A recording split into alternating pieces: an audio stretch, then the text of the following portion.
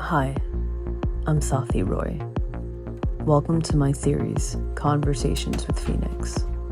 Direct, powerful, and unfiltered discussions on humanity, the universe, relationships, and the cycles of transformation.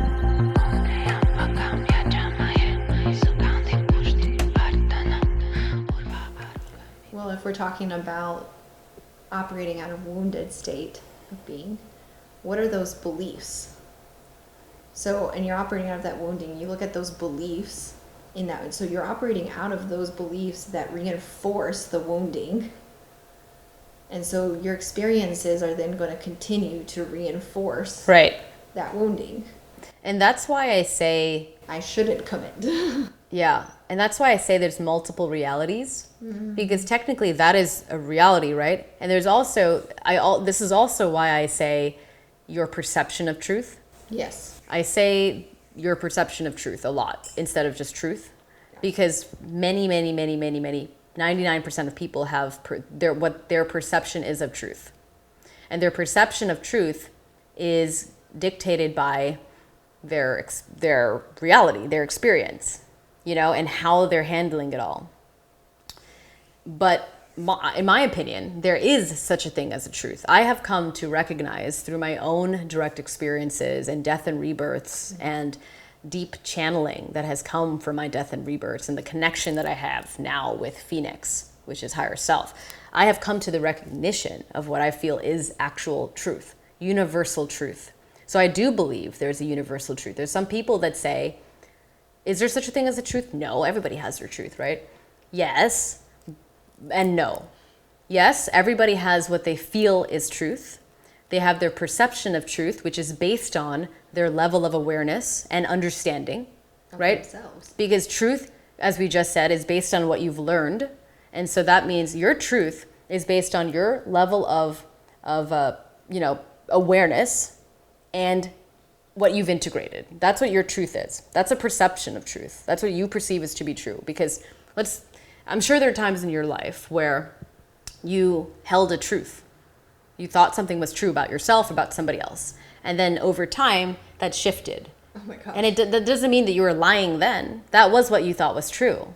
But now you have come to realize, due to an expanded awareness and an expanded understanding, that the truth is this now.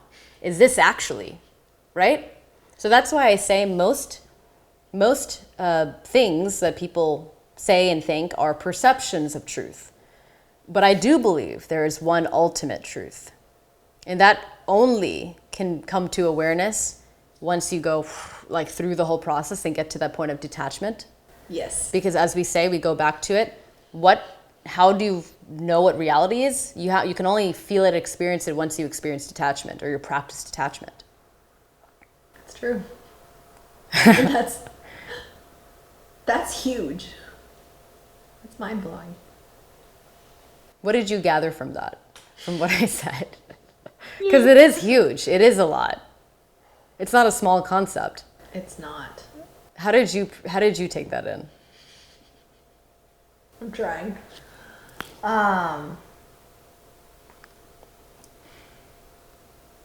It is funny because as you're talking about, there was a point where you thought something was absolutely truth.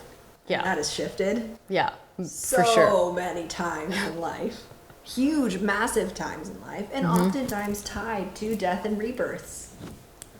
Especially the big, huge paradigm shifts. Yeah.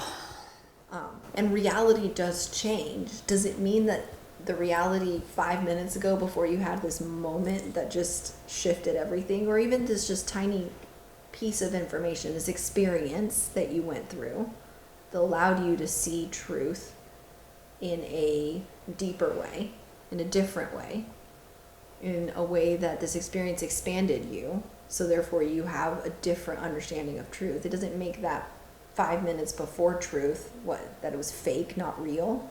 No. Both exist. How is that possible? Well, it just is. It's possible because because one is a perception. Well, both are perceptions. Yes. Until you get to the ultimate truth, which the is. ultimate truth is that none of it matters.